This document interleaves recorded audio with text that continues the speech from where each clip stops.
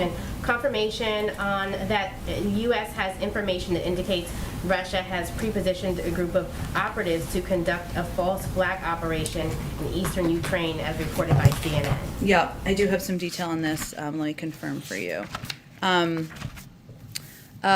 So, as you all have heard us say many times, we are concerned that the Russian government is preparing for an invasion in Ukraine that may result in widespread human rights violations and war crimes should diplomacy fail to meet their objectives. As part of its plans, Russia is laying the groundwork to have the option of fabricating a pretext for invasion.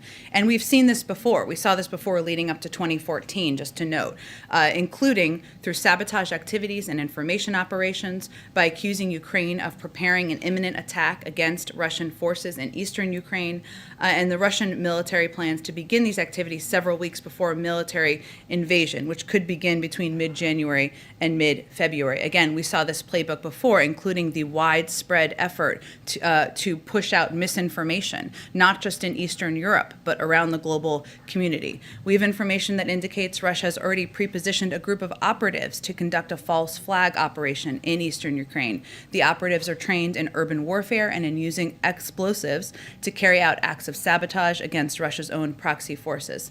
Our information also indicates that Russian influence actors are already starting to fabricate Ukrainian provocations in state and social media to justify a Russian intervention and sow divisions in Ukraine. For example, Russian officials and influence actors are emphasizing narratives about the deterioration of human rights in Ukraine and the increased militancy of Ukrainian leaders. This is all the spreading of misinformation. These media narratives also blame the West for escalating tension, highlight humanitarian issues in Ukraine that Russian intervention could solve, and promote Russian patriotism to encourage domestic support for military action. And finally, during December, Russian language content on social media covering all three of these narratives increased to an average of nearly 3,500 posts per day, a 200% increase from the daily average in November. So it's important to note what people are seeing out there and to call out this misinformation that is being spread to as a false flag operation, and there's a number of tactics that they're using in that regard. Let me go to the back. Go ahead. Thank you, Jen.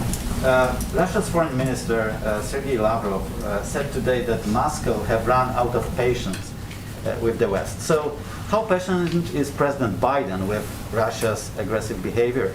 And another one, the AFP news agency reports that Ukraine proposes three-way crisis summit with President Biden, Putin, and Zelensky.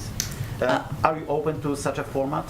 I have nothing to preview in terms of the next steps on negotiations or talks. Everybody's back in their capitals now having conversations about that.